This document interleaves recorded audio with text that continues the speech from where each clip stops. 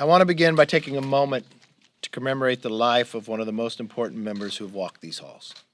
Elijah Cummings was beloved by both sides of the aisle.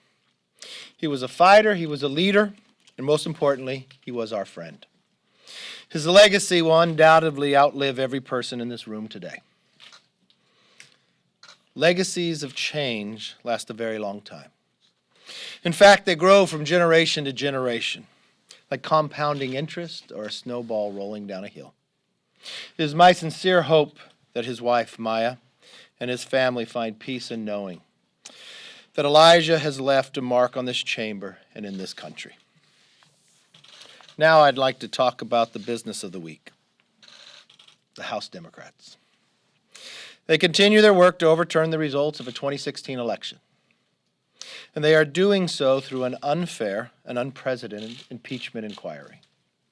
They're fixated on tearing down the president and not fixing the country's problems. And there are countless examples of important work being ignored. Let me start by reiterating how broken this process is. Now, over the break, you saw that I sent the Speaker a letter asking 10 simple questions. She responded by only answering 2. It's quite simple. The inquiry should be suspended until the same due process rights that were given to President Nixon and President Clinton and should be provided to President Trump. Instead of answering, the Speaker is avoiding, and she is misrepresenting along every step of the way. I heard the Speaker now suggest that this is an investigation phase, not actually an impeachment inquiry as she stated 3 weeks ago. In fact, she compares the House process now to that of a special counsel. But Adam Schiff is not a prosecutor, and he's not from the executive branch. He's a member of Congress, and that is a blatant abuse of power. And the independent counsel, Ken Starr, that was a statute that was passed by Congress and signed into law by the President in 1978. It was renewed several times until it expired in 1999. So let me ask again, will the Speaker provide a fair process, the same used for President Nixon and President Clinton in this impeachment? Her actions indicate she will not. Therefore, this inquiry must be suspended. It should be suspended for what is preventing from happening, doing the people's work, including funding our troops. As many of you know, the National Defense Authorization Bill is languishing. Department of Defense funding is languishing. Together, these critical bills include troop pay raises, disaster recovery for our military bases, and increased medical funding for NIH. Democrats are prioritizing impeachment over our own troops. They are prioritizing impeachment over a transformational trade deal. And they are prioritizing impeachment over bipartisan legislation to reduce prescription drug costs. The speakers insist that the Democrat majority can impeach and legislate at the same time. But the records show that's just not happening. This is a Congress this week that took up 2 items that were actually amendments and made them a rule bill. The American public expects more from us. Finally, I'd like to take a moment and acknowledge an important conversation that occurred yesterday. On the campus at Georgetown University, Facebook CEO Mark Zuckerberg spoke about free expression and America's social platform responsibility to preserve that. He said, and I quote, "Democracy depends on the ideas that we hold each other's rights to express ourselves and be heard above our own desire to always get the outcome we want." That was spot on. The idea of banning speech you might not like is nonsense. But sadly, the mindset is actually creeping into places like college campuses and even into our presidential campaign platforms. The values that Zuckerberg stated are uniquely and inherently Americans' values.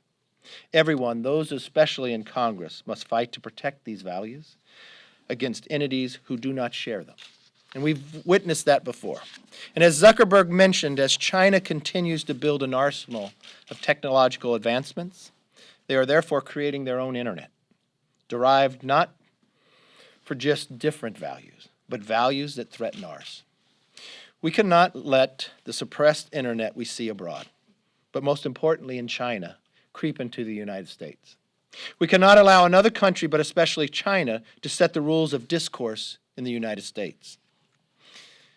Did you see what China did, or just tried to do, with the NBA commissioner to fire a general manager for supporting democracy protest in Hong Kong?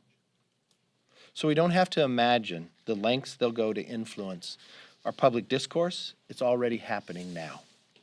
I appreciate what Mark Zuckerberg said, the head of one of the most largest and widespread communication platforms in the world, making it clear that he not only understands that the threat is real, but he wants to proactively fight against it. Yesterday was a heartwarming reminder that free expression is still the best business model in the world. Let's go to questions. Yes, sir. Mr. Leader, for weeks the President and the White House have been saying there's no quid pro quo regarding the relationship with Ukraine and funding. Yesterday, Chief of Staff Mulvaney said there was in fact a quid pro quo. Given that, was Mick Mulvaney wrong about that, and can the President have confidence in him being part of this administration in light of that statement? I think you saw Mick Mulvaney clarify his statement. He said, let me be clear, there was absolutely no quid pro quo between Ukraine military aid and any investigation into the 2016 election. The President never told me to withhold any money until the Ukrainians did anything related to that server. Now, in the investigation that's going on now, those who were brought in, Volker and others, they said there was no quid pro quo. Unfortunately, the American public cannot have all the transcripts out to actually see that. So we've been very clear, and I think Mick clarified in his statement exactly that, and that'd be a question further for Mick. Yes, go ahead. One of your own members said of Mr. Mulvaney's statement, this isn't an etch-a-sketch. You cannot go and revise what you say in front of the cameras and say, oh, actually, I meant the opposite. How can the President have confidence in Mulvaney if he's going to say one thing in front of the cameras but then reverse it completely later? Well, I think what Mick he clarified in his statement was very clear. I watched in all those transcripts of what people have been saying inside the investigation, Volker and others, there was no quid pro quo. So, rested at that. Following up on that, Mick Mulvaney said one thing in the press conference and the exact opposite in his statement. So which one do you believe? I think Mick Mulvaney clarified his statement to be very clear. I take Mick Mulvaney at his word for clarification. But more importantly, those individuals who have come before the committees that have been investigated from Volker and others that were in the place of knowledge has said there was no quid pro quo. You have the transcript of the phone call as well. You see there is no quid pro quo. I know Adam Schiff wants to create something that's not there. He said somehow that a whistleblower that there was. We now have the transcript, so we have as much knowledge as everybody else as well. Yes, sir. Colleagues, and ask you whether you thought Mr. Mulvaney's performance yesterday helped the President's defense. Well, I think Mick was very clear in cleaning up his statement that there was no quid pro quo. Everybody who's been investigated on this states, but more importantly, you have the transcript to prove it. I know people today want to say someone's guilty until they're innocent. We know more than the whistleblower knew. We have the transcripts of the phone call. The American public have seen it, and no one believes there are any quid pro quo, and there's nothing impeachable in that. Yes. Question on Turkey. There's the possibility of bringing sanctions to the floor in the House next week. Would you support that? Well, I think I would support the President in the work that he's doing right now. I applaud the ability to get a ceasefire, to save lives, especially for the Kurds. I think that was really driven in a combination of what the administration was able to do about their own sanctions that they were able to move. I think it would be appropriate to let them continue to do that work, especially based upon the success of the President and the Secretary of State, Mike Pompeo, with their work in Turkey, and I would take direction from that. So would you want to see sanctions on the floor or not next week? I would think I'd take a pause right now, and I would let them do the work. They just came back from a very successful meeting, and before we moved anything, I think we would have to have a meeting as a whole, listen to the latest information on the ground, and with that success, let's build towards even more. Yes.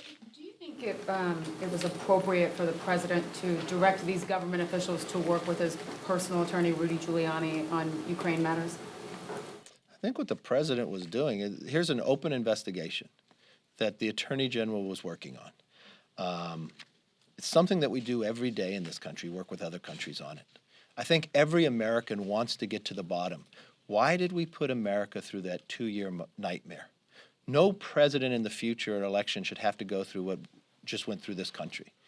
Whereas we did a investigation with millions of dollars, we went to a lot of different countries. Where did it start? Why did it happen? I think people want to know that answer. Yes? Do you think that Mulvaney should step down? Yes. You've been talking about a vote to censure Congressman Schiff. Mhm. Is that vote coming up? And why do you? That will come up Monday. Monday. And why do you think he is deserving of censure?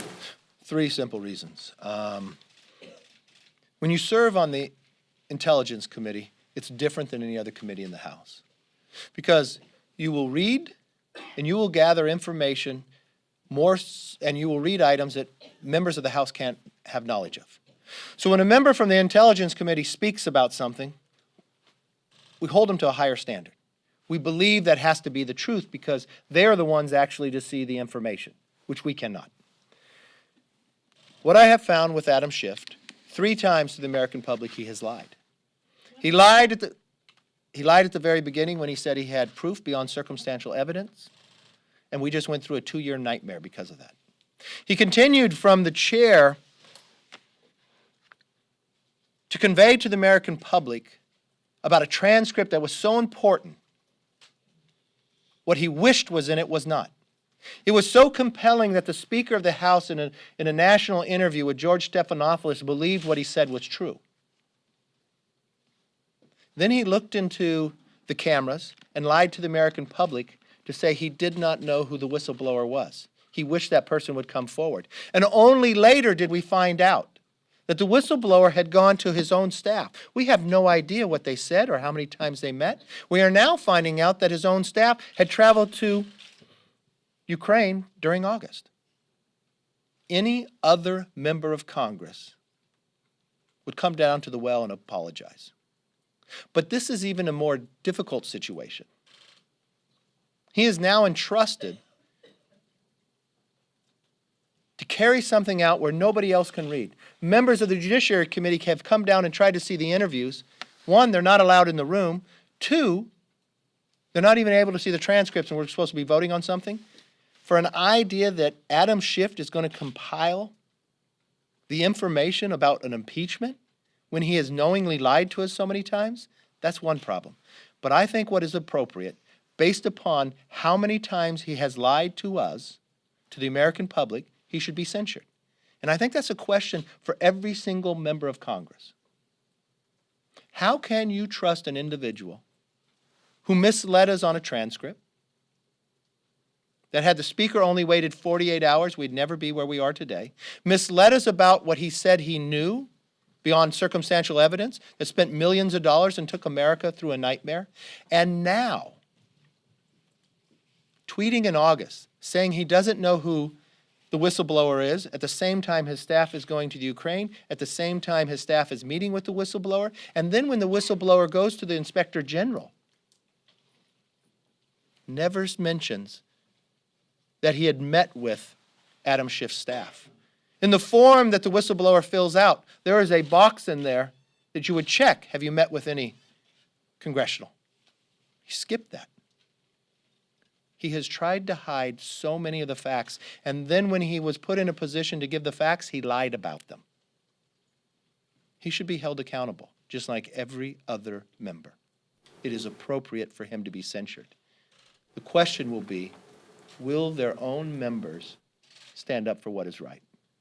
Do they think it's appropriate that the chair of the Intel Committee lie to the American public, but more importantly, lying to them?